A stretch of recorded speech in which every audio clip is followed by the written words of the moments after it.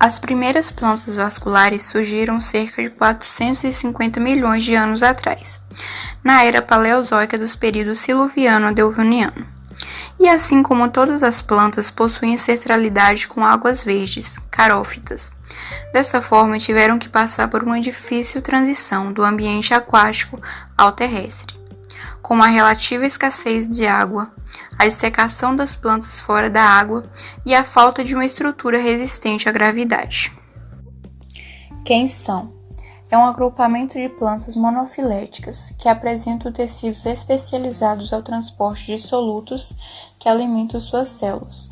São organizadas em plantas sem sementes, ou seja, as pteridófitas, e as plantas com sementes, também chamadas de espermatófitas. Ancestrais. Os ancestrais das traqueófitas possuem uma estrutura bem simples. Os esporófitos apresentam eixos ramificados dicotomicamente e tinham em torno de 50 centímetros de altura. Não possuíam raízes nem folhas.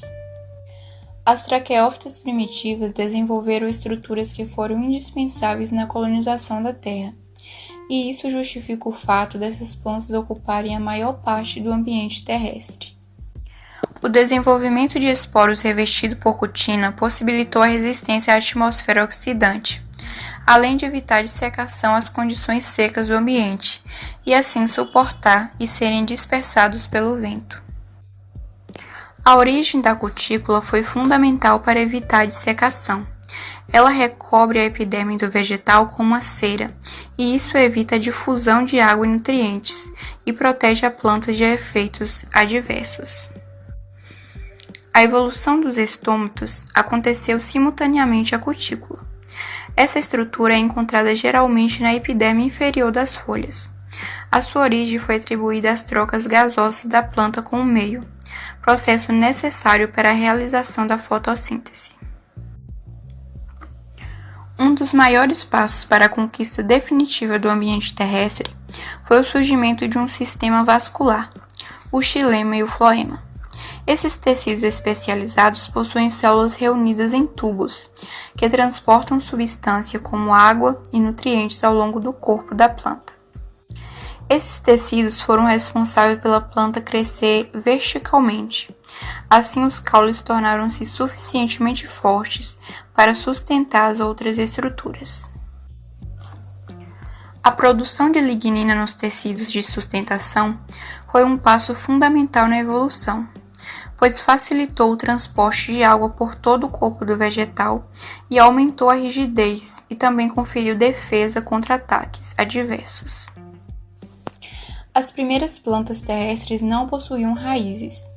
Elas tinham uma estrutura chamada rizóides, que eram apenas um ramo caulinear prolongado que penetrava no solo, fixando a planta em um local. As traqueófitas desenvolveram raízes, provavelmente a partir da parte mais inferior das plantas vasculares primitivas.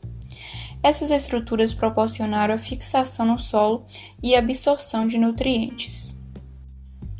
O desenvolvimento das folhas atribui um aumento da área do corpo vegetal, ampliando a capacidade fotossintética.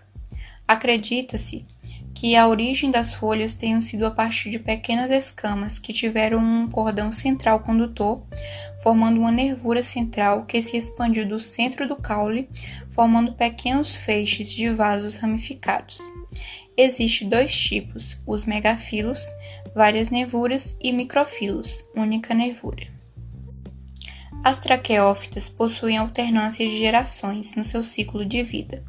O desenvolvimento de gametófito ocorre a partir da germinação de esporos haploides N. As plantas esporófitas são produtoras de esporos 2N. Assim, podemos perceber o quanto as plantas vasculares evoluíram ao longo do tempo, e por possuírem estruturas especializadas como tecidos vascularizados, entre outras características, puderam ter vantagens evolutivas. Atualmente, acredita-se que tenha 308.312 espécies validamente descritas.